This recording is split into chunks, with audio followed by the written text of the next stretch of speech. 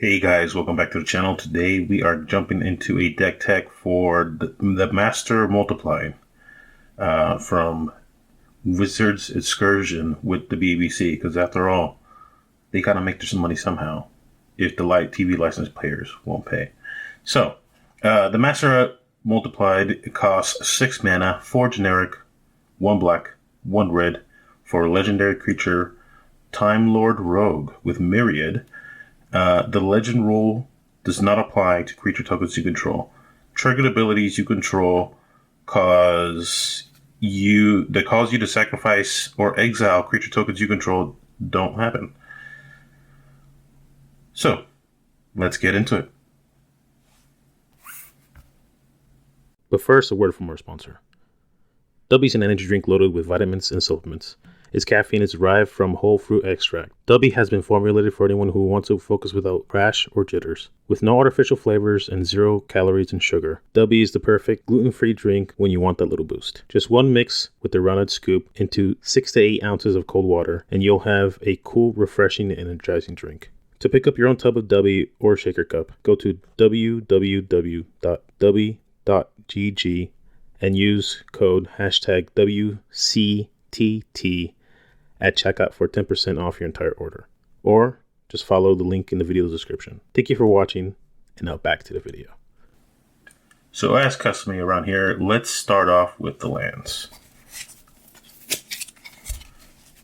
We have a Command Tower, City of Brass, Mana Confluence, Tarnished Citadel, Forbidden Orchard, Exotic Orchard, Spire of Industry, Reflecting Pool, Smoldering Marsh, Blood Crypt, Haunted Ridge, Dragon Skull Summit, Mount Doom, Graven Cairns, Luxury Suite, Sulphurous Springs, Verdant Catacombs, Scalding Tarn, Marsh Flats, Maze of Ith, Ancient Tomb, Urza Saga, Strip Mine, Reliquary Tower, Urborg Tomb of Yagwa, Shizo's Death Storehouse, Uchukabog, and a Swamp.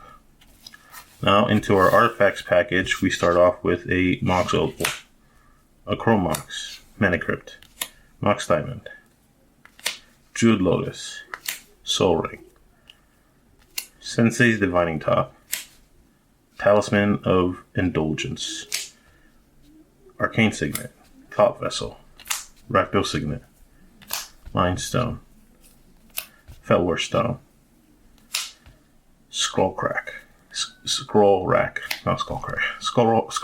my bad.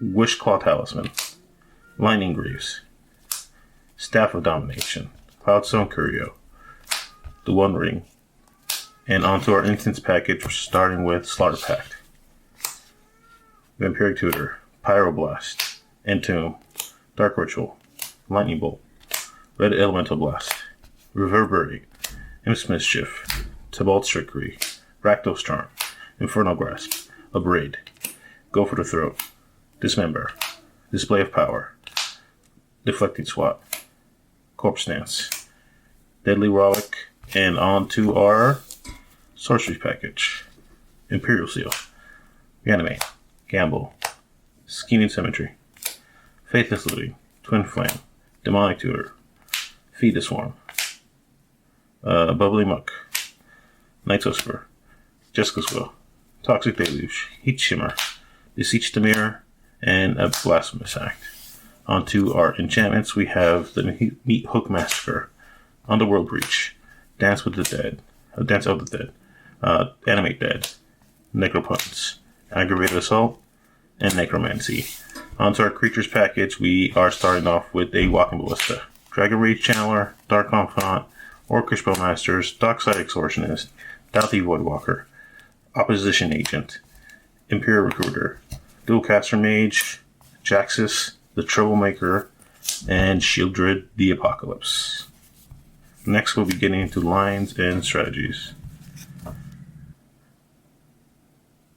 Alright, so why the Master? I think The fact that he has Myriad, which makes exact copies of him and he ignores the legend rule, and they stick around afterwards, can get out of hand quite quickly.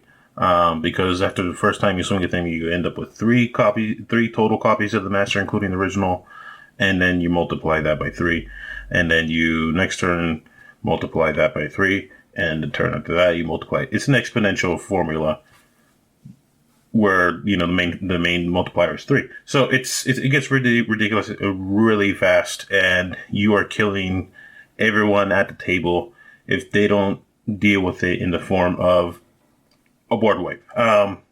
Direct removal, if he's already swung, doesn't really matter because you have more copies of him that do the same exact thing, and they still, cause each other to stick around and survive.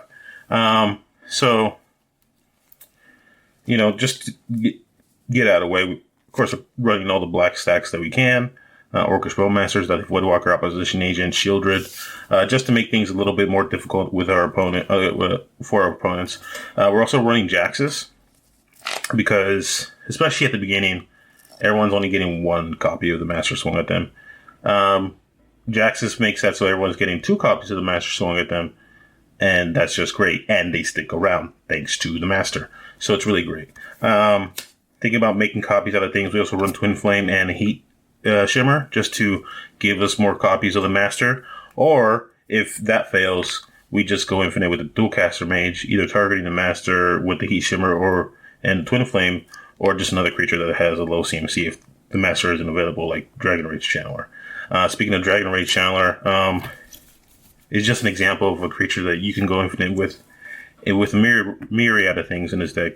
For example, a Dockside Extortionist, a different creature. Doesn't have to be Dragon Rage Channeler. As long as you're treasure positive and you have a Cloudstone Carrier on the table, because each time you cast the Dockside, you can bounce the other creature back to your hand, cast it with the treasures, and then if you're treasure positive, you bounce the Dockside back to your hand, cast it again, and get more treasures.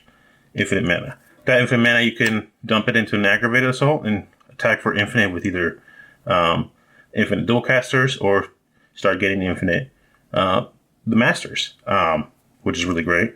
Or you could just dump that mana into a Walking Ballista and just laser the table. Since the Master is such a huge target for removal in the deck, both with board wipes and single target if you have swung yet, we do run a pair of Lightning Greaves in the deck, but we're not relying super on that. We're relying on just getting him back multiple times, not from the command zone, but from the grave. So you run things like Reanimate, Underworld Breach, Dance with the Dead, Animate Dead, Necromancy, and most importantly, Corpse Dance. Corpse Dance is instant speed, cost 3, with 2 back, so 5 mana total, which shouldn't really be hard for this deck because of the mana rocks we run, and other things that just give us a lot of mana, like Dockside. So you pay 5 mana, you take the top creature card from your graveyard and put it into play, and it has haste.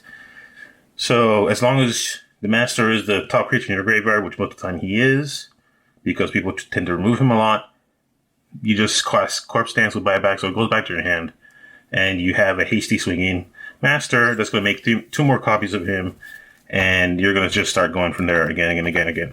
Another cool interaction that deck has with Cloudstone, Curio, and Dockside is if you're mana positive. So if you can create 5 or more treasures. You have infinite Orcish Bowmaster triggers, which is you get on just another win con.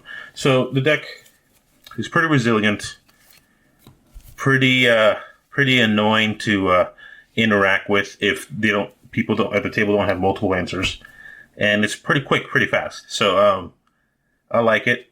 And if you guys want more cEDH deck decks, go ahead and come back. Thank you. Have a nice one.